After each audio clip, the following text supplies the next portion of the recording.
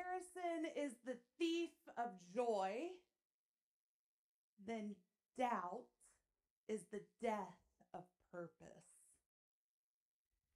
In our new series called Kinetic, Finding Your Purpose, we're going to use Peter as a template to follow his life path, to kind of look at how we might go about understanding and finding our purpose, and also looking at the pitfalls of what might happen along the way as our guiding compass.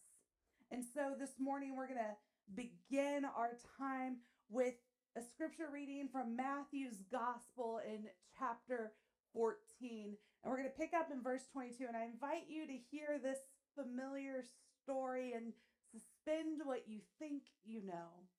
Listen with curiosity. Listen for what might come afresh. And it goes like this. Right then, Jesus made the disciples get into the boat and go ahead to the other side of the lake while he dismissed the crowds. Then he sent them away. He went up onto a mountain by himself to pray. Evening came and he was alone. Meanwhile, the boat, fighting a strong headwind, was being battered by the waves and was already far away from land. Very early in the morning, he came to his disciples walking on the lake. When the disciples saw him walking on the lake, they were terrified and said, "It's a ghost." They were so frightened, they screamed. Just then, Jesus spoke to them. "Be encouraged, it's me, don't be afraid." Peter replied, "Lord, if it's you, order me to come to you on the water." And Jesus said, "Come." Then Peter got out of the boat and was walking on the water toward Jesus. But when Peter saw the strong wind, he became frightened. As he began to sink, he shouted, "Lord, rescue me." Jesus immediately reached out and grabbed him, saying, "You man of weak faith, why did you begin to have doubts?" When they got into the boat, the wind settled down. Then those in the boat worshiped Jesus and said, "You must be God's son." When they had crossed the lake, they landed at Gennesaret. When the people who lived in the place recognized him, they sent word throughout the whole region, and they brought to him everyone who was sick. Then they begged him that they might just touch the edge of his clothes. Everyone who touched him was cured. Can we just have a quick word on Jesus? I know I said we were going to follow the purpose of like Peter, but can you help it that the pastor wants to talk about Jesus for just a moment? Like, Jesus has like such a clear line of purpose through this entire story, right? Jesus understands that his purpose at the beginning of this is to go away to spend some solitude in prayer. Granted, this is right after he does, I don't know, like just this like casual thing of like feeding the 5,000 with just a few fish and loaves, right? Like not a big deal. So Jesus understands he needs to have some time alone to be with God, right? Jesus understands the purpose and power of spending time with God. So he sends the others away so that he could have this time. And then he understands that his purpose is to go back to connect with his immediate community, which would be his disciples, right? And he does this by way of like, walking on water, no big deal yet again. But then he also understands that his purpose is to continue on and to continue his ministry. And that ministry leads him to the land of Gennesaret, where all the people have already beaten the boat, and they've already like come from all around the regions and gotten there by foot traffic faster to meet him there to be healed by him.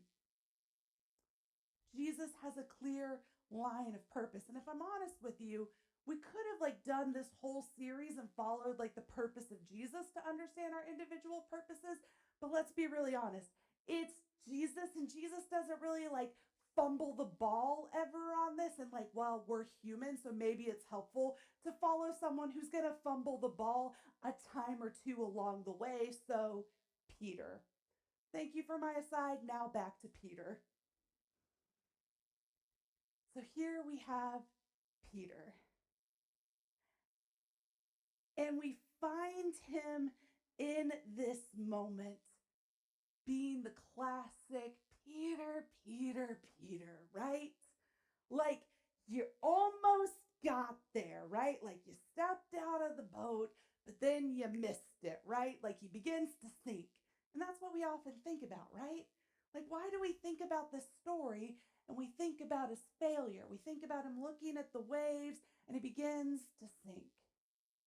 Can we step back for a moment? It says disciples, plural. I don't hear the story saying that they were all like clamoring at the edge of the boat, being like, Jesus, Jesus, let me come to you.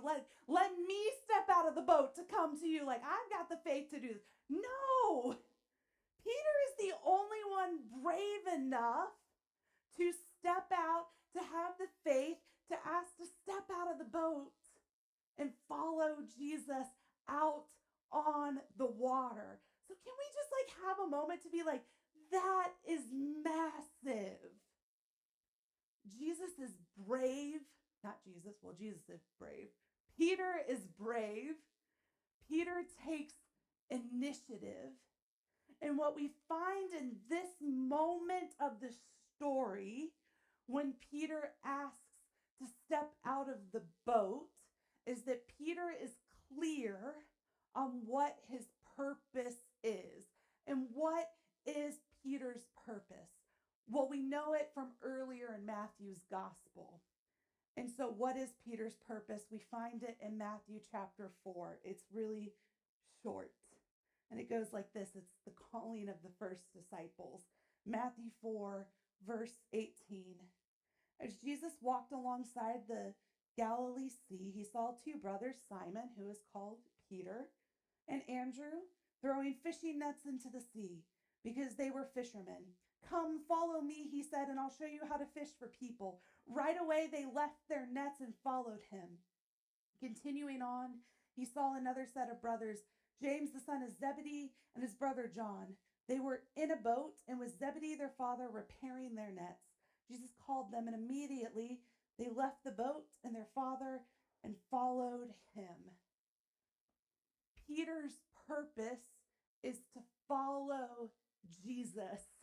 So if Jesus is walking on water, Peter's purpose is to walk on water. I know there's the age-old adage of, well, if so-and-so walked off of a cliff, would you follow them? In this case with Jesus, the answer is actually yes, because it's Jesus. So Peter understands his purpose so clearly that he can follow Jesus out onto the water. And he walks on water. And then I always struggled. I struggled for a long time with Jesus's words to Peter when he does begin to sink, right? They're so harsh. You man of weak faith, right? I think about all the, but Jesus, there's all the other disciples that didn't get this far. It's the overachiever in me, right? But he's doing bonus work. He's doing extra credit that he didn't have to do. Shouldn't you cut him some slack, Jesus? And then I became a mom. And I heard my mom voice turn on. Because it's me telling my daughter, Ellis, sit down in the chair. Because she's standing in the chair, and I know that there's no time to spare, because if that chair tips over and her head hits the tile floor, we're going to the emergency room. It's not about the other disciples. It's about Peter and Peter's purpose in that moment, because he lost sight.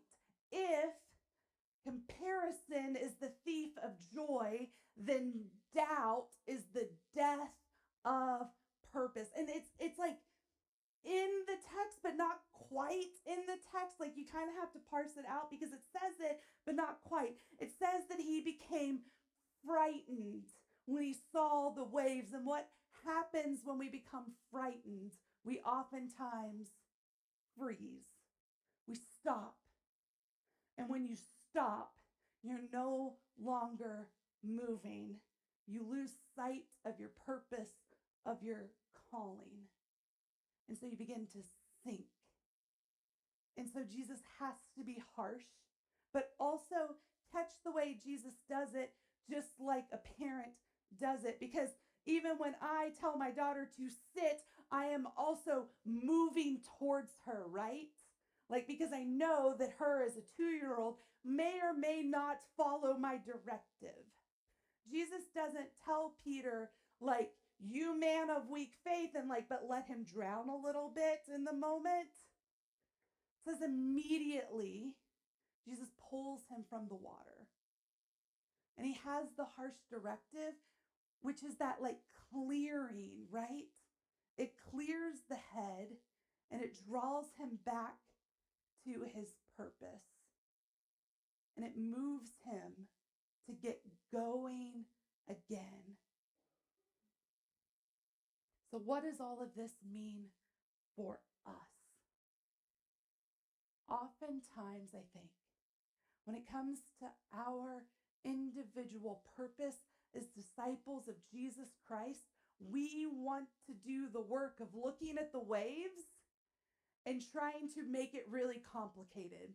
That, well, if I'm going to follow Jesus Christ, then I need to have the perfect discipleship plan, and I need to have the perfect devotional time, and I need to have the perfect prayer life, and I need to raise my kids in the perfect manner and be teaching them in the perfect manner so that they are the perfect little disciples, so that everyone around me can see that I'm the perfect parent raising the perfect kids. And if I'm a grandparent age, that my raised kids also are the perfect, right? Like on and on and on and on. And then like if any of those like little perfects break down, it's too hard to live out that purpose. And who can blame me if I don't do it?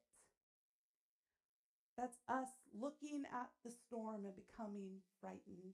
It's us looking and letting the doubt settle in and freezing. When all we're called to do is follow.